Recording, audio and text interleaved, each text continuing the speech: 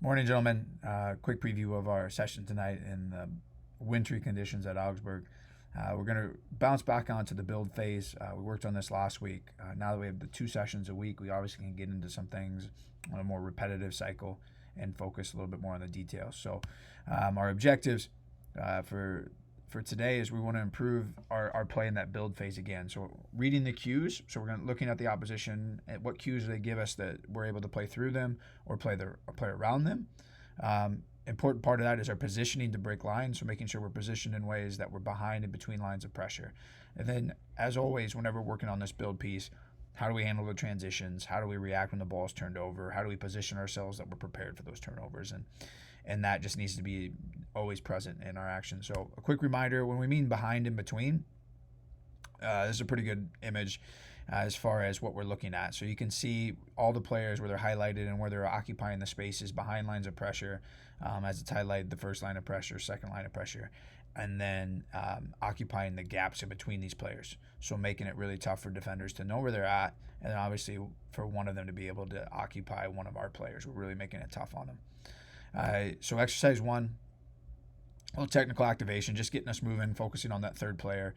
How do we advance the game vertically quickly? How do we find those players, and how do we break the lines with the use of the third man? From there, we'll go into a 5v5 plus 3. Similar patterns to what we've done these games. We'll work on a possession piece, and then we'll work into a directional piece on giving value to progressing from target to target. But again, we'll really focus on the position of these central players. We want to avoid them being on the same horizontal and vertical line.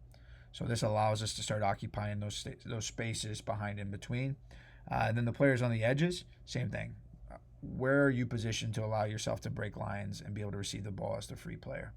From the positional game, so from our 5v5 plus 3, we'll go into a phase of play. And this gives us kind of, again, painting more clear pictures. Obviously the repetition of the blacks being able to work on our press, that will always be there. But we're really going to focus first on getting our outside backs to push, so vertical height to push back the other team's wide players, see if we can push them back to create more space. The midfield players in this are 10 or 8 to be positioned behind that second line of pressure, their midfield line, and then in between players, so that we can find those players.